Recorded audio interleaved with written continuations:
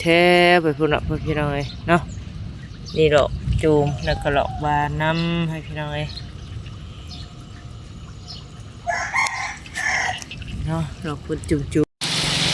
หลังจากที่ว่าคน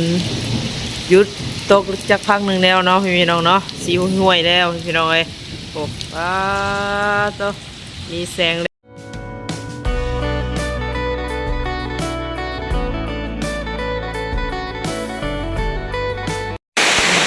ทักทายสบายดีเด้อพี่น้องเลยฝนตกอีกแล้วเนาะรอบเช้าเนาะตัว7:15พี่น้องเลยเนาะน้ำกระท่วม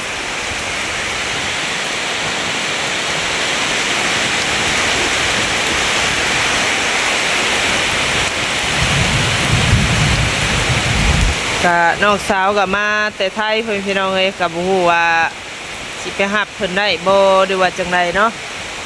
ว่าตอนนี้ก็ฝนตกลัดทางแล้ว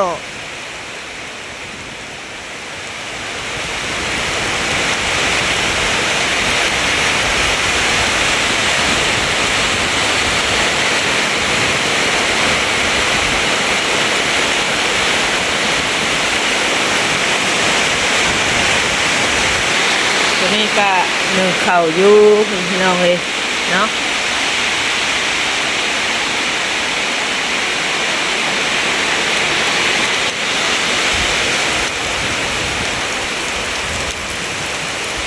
ย่านจะไปใส่บ่ได้แน่พี่น้องเนาะมันตกแห้งเทแห้งว่า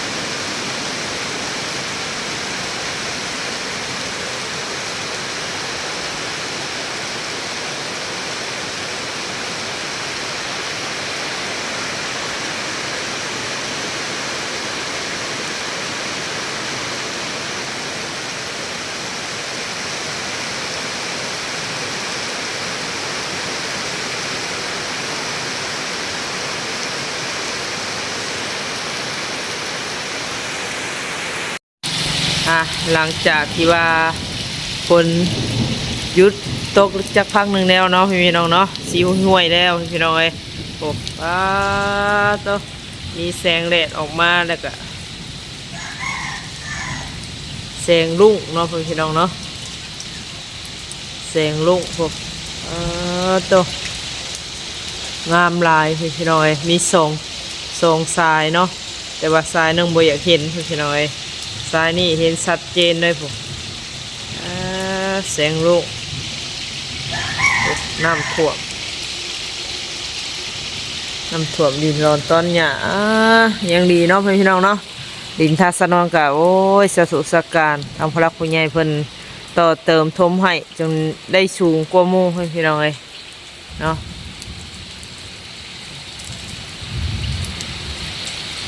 ทางสนวนเอิญนี่งูเทิงพากินน้ำเนาะพี่น้องเนาะแต่ว่า ทางพี่น้องพังไทยอาจจะเอิ้นว่าสายลุงเนาะพี่น้องเนาะนี่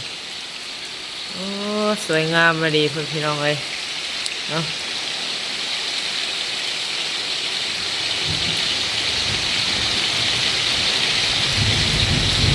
สวยงามแฮงตัวลุ่มอันนี้เนาะทางดงเพิ่นสีสันเจนมีแสงแดดออกมา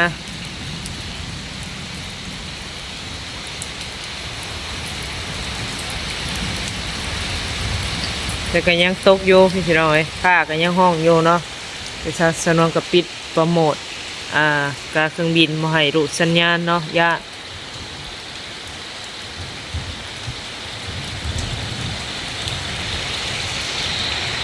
ซูมเบิ่งใกล้ๆหน่อยอ๋อเนาะ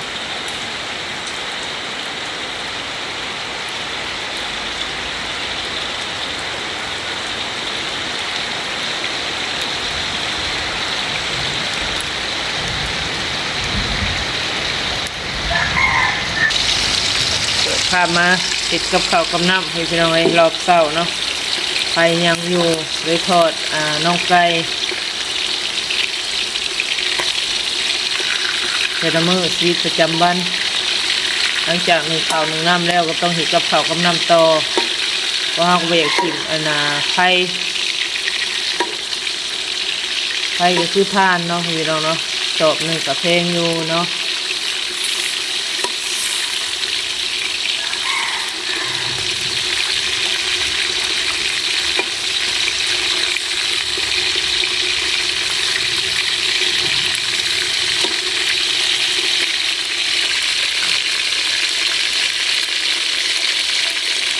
ใส่น้ำมันบลายพี่น้องเนาะเดี๋ยวถ้าสนวนสีพาเลาะเบิ้งพี่น้องหลังจากเปิดหยุดเช้าแล้วเนาะสีพาผมมีพี่น้องFCเบิ้งลอกกระเจียวพี่น้องที่ว่าทางสนวนปลูกไว้แหละเนาะนี่โอ้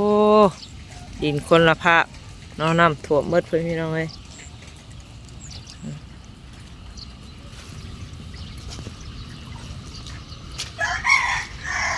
นี่ก็ต้นมะพร้าวเนาะทางสนวนก็เลยต้นมะพร้าวก็ต้นหน่อไม้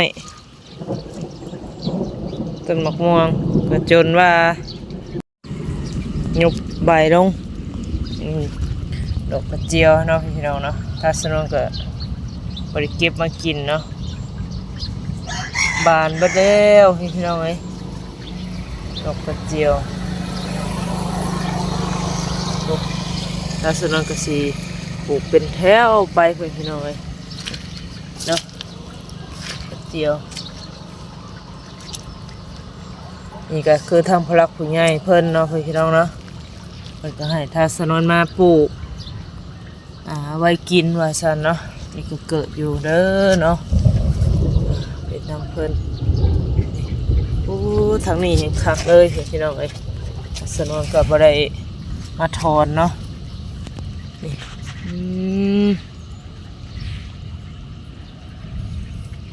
โอ้แท้ไปพุ่นน่ะพี่น้องเนาะนี่ดอกจูมแล้วก็ดอกบานน้ำให้พี่น้องเนาะดอกพุ่นจูมออกมา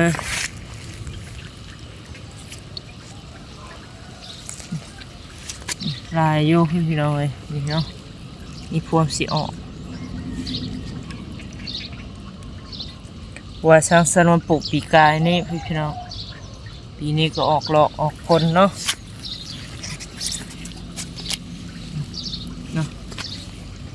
จุ่มดอกจุ่มอันนี้ก็ต้นตะกบเนาะพี่น้องเนาะฝนเปียกฝนเนาะเปียกน้ำฝนกับเตยลงมาพี่น้องต้องได้สิทธิ์ได้เมียนนี่ก็เนาะพอน้ำหงไปข้างไรเลยอันนี้น้ำหงแล้วพี่น้องพอหน้าบ้านทาสนวนเนาะน่าจะทอตัดในวันอะไรว้ายเห็ดเกิดเนาะ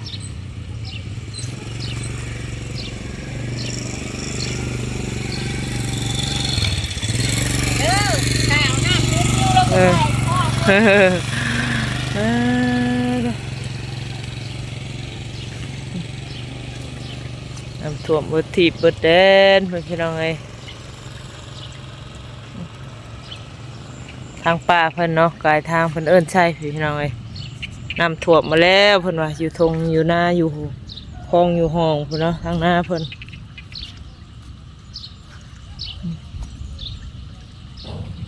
อ้าวเสียงดุหายแล้วพี่น้องเอ้ยบาดเนาะหายแล้วพี่น้องเอ้ยบ่เห็นร่องรอยเลยแปลกสุดยอด อ่ะมาต่อขาไก่พี่น้องเอ้ยเนาะสุกๆโอ้ย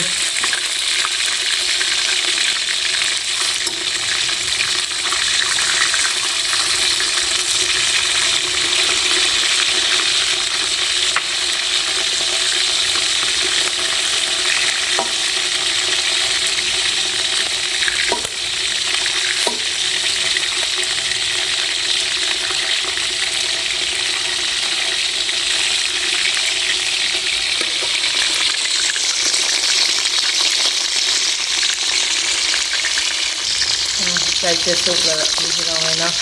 ไปซื้อถุงหนึ่ง60,000นี่กับพี่น้องเอ้ยแต่สิมีอยู่ประมาณ20นอกเนาะ20ไปนอกนี่แหละกินไปแล้วก็10ประมาณ10ปลาย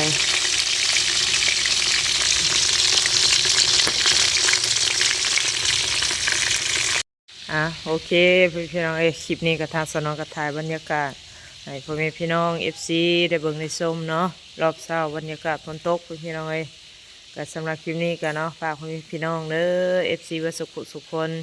อย่าลืมกดไลค์กดแชร์แล้วกดติดตามให้ทางสนองเด้อพ่อพี่น้องพอมีกำลังใจสู้ต่อเนาะสนองก็อยู่กันอยู่ซ่านพ่อพี่น้องเด็กๆเพิ่นก็ยังตุ่มผ่าอยู่ในพระพี่น้องอาจังในคลิปนี้ไปแล้วเนาะขอกล่าวคำว่าสบายดี